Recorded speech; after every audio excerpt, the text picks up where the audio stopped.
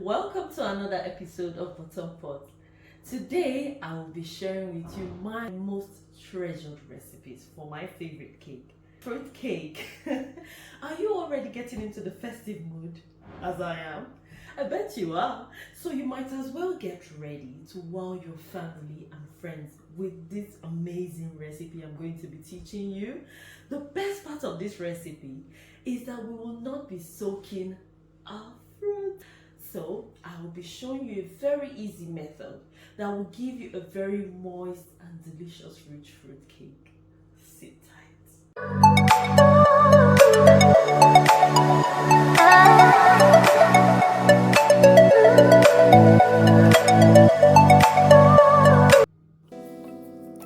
We will be using a large saucepan, adding into it 250 grams of unsalted butter. Next, we'll go into 50 grams of light brown sugar, then 500 grams of dried mixed fruit, 200 grams glazed cherries, zest of 1 lemon, 120 ml of brandy, and 120 ml of orange juice. We will now heat up this mixture on medium heat till the mixture bubbles up, stirring it occasionally for about 10 minutes. Then you remove it from the heat and allow it to cool slightly. Let's go to our oven and preheat the oven to about 350 degrees Fahrenheit. So now we're going to prepare our baking tin for the cake. Firstly, trace out a square shape using a pencil and the bottom of the square pan on baking paper, and then cut out the square shape using a pair of scissors. This we will use in lining the base of the tin. Secondly, we will brush the base and sides of the cake tin using a silicone brush and oil, making sure not to leave any shiny spots so that the baking paper will stick adequately to the tin.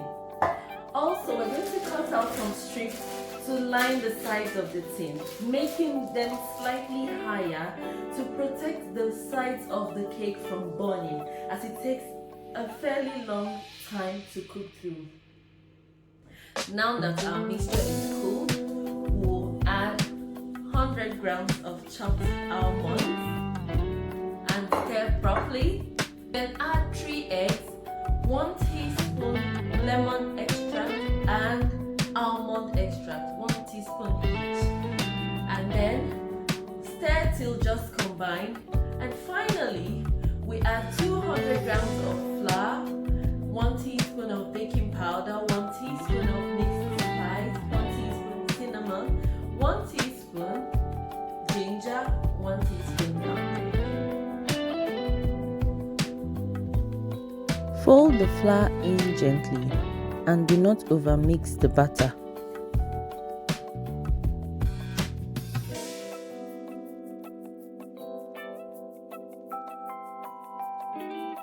Pour the cake batter into the already lined cake tin and place it in the center of the oven for about 2 hours and 30 minutes to cook properly.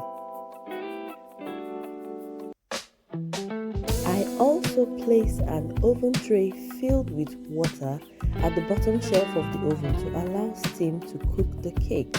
This way, the cake cooks evenly and doesn't dry out. If you ever notice the top of the cake is already burning, you can place a foil paper on top of the tin to stop this.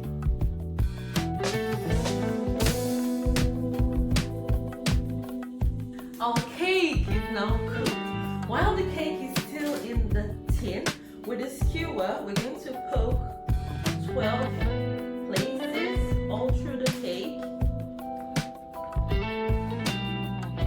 Spoon in 4 tablespoons of amaretto brandy on top of the cake so that it can seep into the cake. Leave the cake to cool in the tin and then unmold the cake and wrap with 2 layers of baking paper and 2 layers of foil paper. Place the cake in a metal cake box and store away from harsh odors and direct sunlight.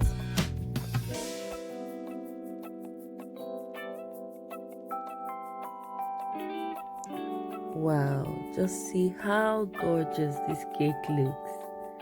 I personally cannot wait that long for me to dig into this cake. I'm just going to eat it immediately. Until we see next time, next week. Bye-bye.